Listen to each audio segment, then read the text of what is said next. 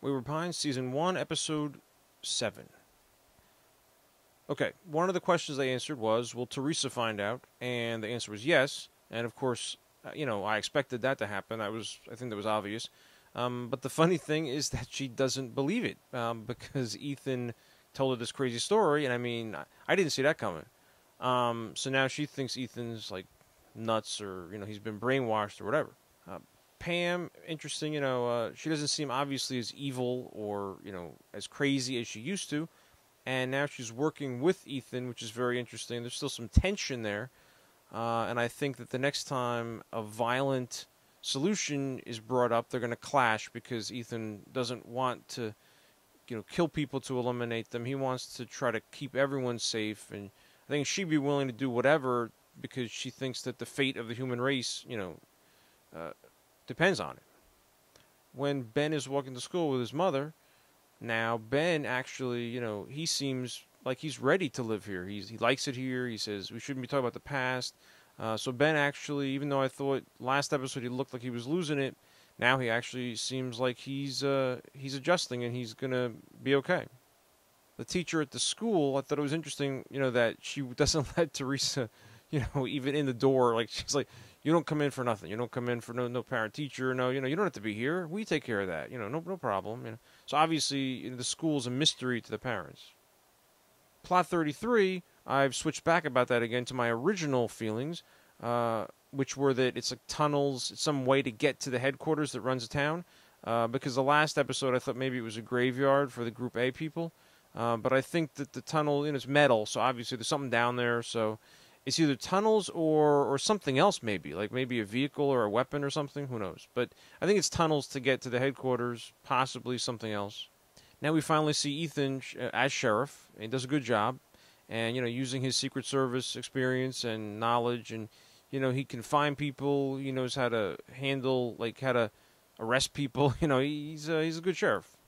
The classroom scene, once again, emphasizes the town's goal, which is to get the young people, to get together, the teenagers that want to push them to, find whoever they're going to marry, to have kids as soon as possible, to have, people that were born after everything happened, so they will be the best, most adjusted generation. Pam, I think she's genuinely excited about these new pregnancies because obviously, she knows that this is what they need. They need more people who are adjusted, more people that know the truth and who are not going to break down or freak out or do whatever. So Pam, she was all into her fertility thing this episode. She gets Kate and Harold in there, and she's like, "Don't let me down." Her whole last thing she says to them, trying to get people to have kids so that they have a future. A question that the episode asks but doesn't really answer is why Kate, when Ethan first arrives, if she's in charge of this group, why didn't she invite him to join them? Since his goals were exactly the same as their goals, which was to get out. The reasons why, she said she'd been there for 12 years, and he just showed up. So obviously she might not have trusted him. And with him and Beverly, she might have thought that they would maybe blow the cover of the group, that kind of thing. So whether they didn't trust them outright or they thought that they wouldn't be able to handle keeping a secret, some combination of those is probably the reason why she didn't yet.